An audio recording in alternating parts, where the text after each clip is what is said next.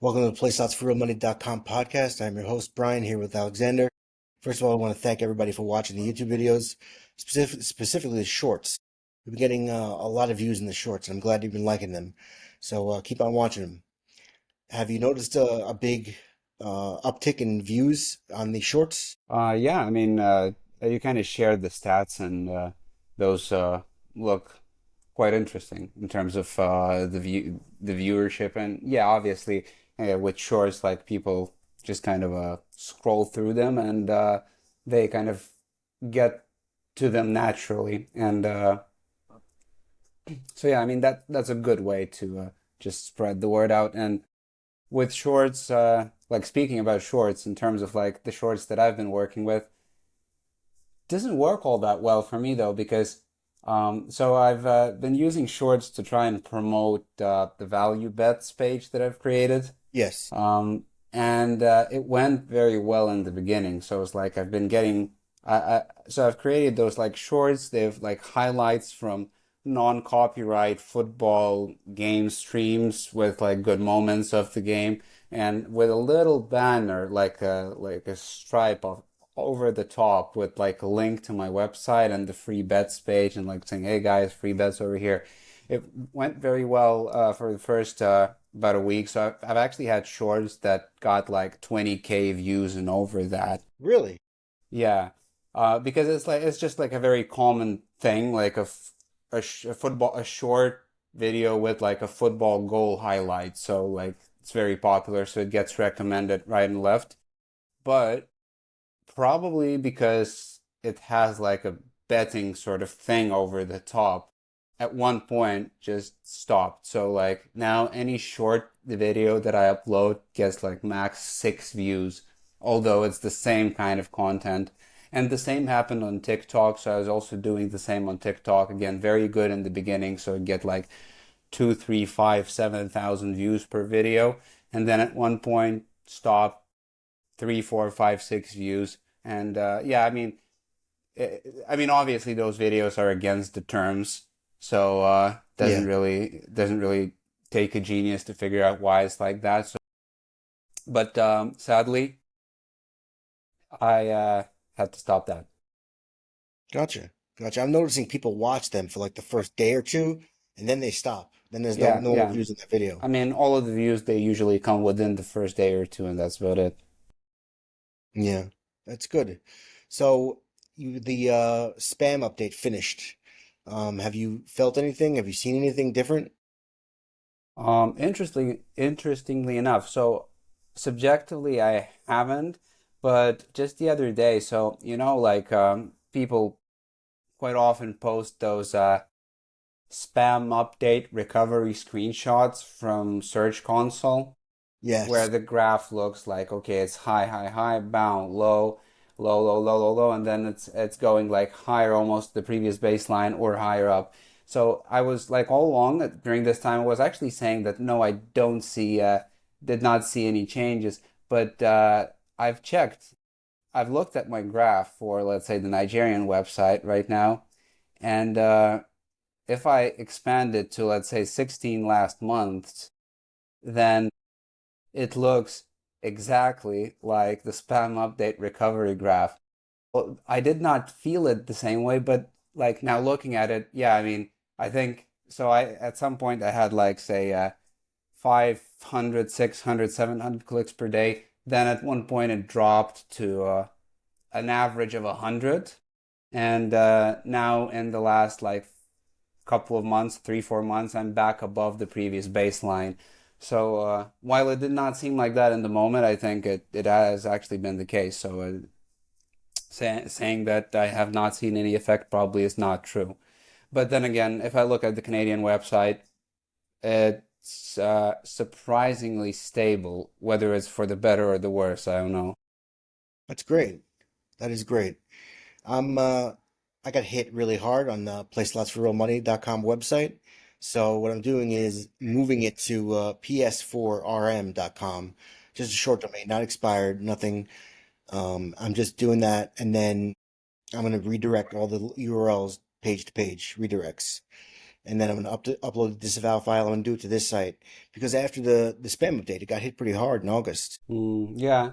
Um, so do you already have like everything set up for that in terms of like the new domain, and when Yes, do you plan to do the switch over? it's getting done now. It should be done in the next Okay, few like days. literally now. Yeah. Yeah, literally. So That's it's going to be interesting. interesting to look at, see how it goes, see if a domain name could seriously recover using a different domain name. And excuse me. And we're going to see because it's very hard when you have the site that got hit and then you're going to spend all the time trying to get it back up, which is what happened. I had gotten a recovery and then it got hit again. So this was the second time it got hit. And at this point, I am not going to, it got hit by two spam updates. So I'm going Hmm. to abandon the domain, redirect it, and then upload the same disavow file. Do you have like I know probably it's very difficult to estimate it, but do you have any idea of like why exactly it might have had that much of a negative effect, like the spam update itself? So like, do you have any ideas on, let's say, any pieces of content that you might want to cut before switching it over, or I like after pruned switching it over? after the helpful content update. I did prune a lot, um, and it got back up in the on the spam update. I saw an increase, and then I need the June core update. I saw another increase, but it's just it's very hard when you have the new domain, and and we're gonna see how it goes. Yeah, I mean that's a sensible thing to do for sure, because even with me, like let's say with the Canadian website, like I said, it's like surprisingly stable. On one hand, it might be good, but on the other hand, it does not like it doesn't grow in terms of like the organic audience, no matter what side I approach it from. So I've created like this plugin with NFL predictions. Okay, that's doing something, but it makes sense that it generates clicks because it's like 300 new pages. But I didn't answer your question though. Let me just answer the question. You Yeah. had said, do I have an idea of what got hit? It's just backlinks. It wasn't the content. So you think it's all the backlinks?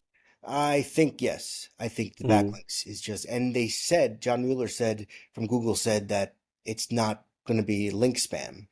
But I do believe it was link spam. That's yeah. I mean, I think we've discussed that a bit earlier on, but because like I mean, what I'm thinking about links generally, it's very tricky to like hit somebody because links, and by that I mean like if you look at like the link profile of like some of my websites, they're you know how these like SEO reseller people or companies they like spam domains with like those backlinks so that they kind of do advertising that way, like they advertise their services. So they put a bunch of trash links on a domain, and those links say something SEO black hat backlinks buy here or something like that. So I actually have like hundreds of those. And like a lot of the domains, like if you go and look at any expired domain, everyone has them. So I'm just thinking like how like probably there are some rules in place to figure that out, but I think it might be like a witch hunt to try and hit somebody for their backlink profile. Hmm. I mean, a backlink profile can be irrelevant. That's a whole different story. So people can invest thousands into it and it can still be irrelevant. But Yeah.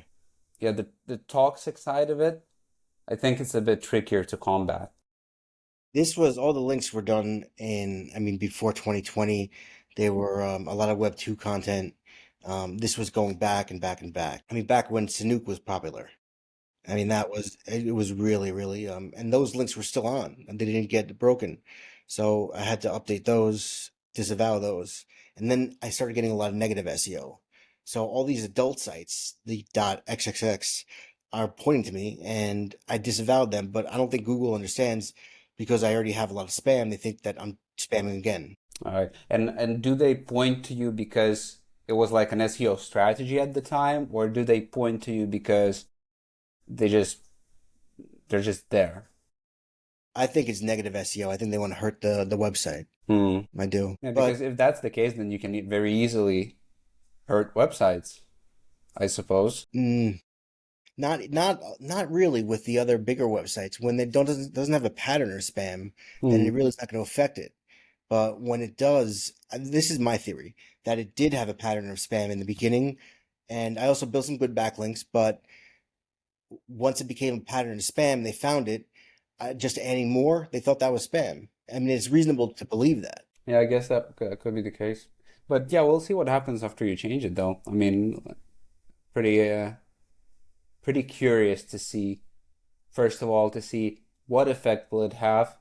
Will it have an effect? And how long will it take? Because yeah, the how long question is something that people very often ask. You know, if you go to some forum threads or somewhere, then people, especially the people that are creating something, like how long does it take for me to this, and this? How long does it take for me to get my first click? How long does it take for me to do this and that? So I mean, the how long does it take? I think is a very good thing to address here as well. It's harder to track now too because of the impressions. They're down. Are you having trouble tracking your keywords? Not really. I mean, to be honest, I've the way I track keywords is usually reactive rather than proactive, so it doesn't really affect me all that much. I mean, I haven't logged into Ahrefs in a good few weeks because I was away for almost an entire month, so I was kind of in maintenance mode for most of the things.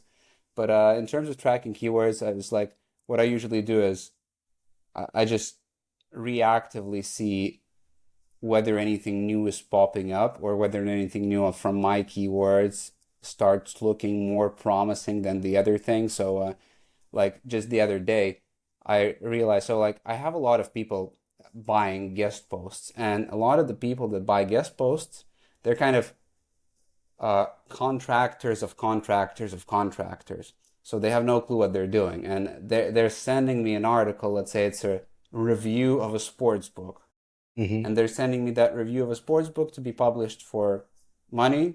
And Mm-hmm. I already have a review of that sports book on my website, which Yeah. already gets clicks, which already gets visitors. So I've realized that a lot of those duplicate reviews that I publish over the years, they actually get visitors as well as the real thing. So that's kind of one thing of like how people can, in a lot of ways, if they have these kind of converging subjects on different pages, track it, because you never think that something like that would get clicks when you have a really high quality page of the same topic, Exactly. but they do. So literally just putting a CTA button on each of those posts Yeah. did a huge difference. So like because originally the post has just a text link, so people land on it, they do nothing, and they go up, they leave. But now it has a CTA button, maybe a couple of them through the content. Uh, doesn't really affect my agreement with the publisher because we didn't. I mean, I'm not inserting any other external links to the article, so I'm good on that front. But I also get a potential conversion from any visitor to those like secondary pages. Yes. Yes.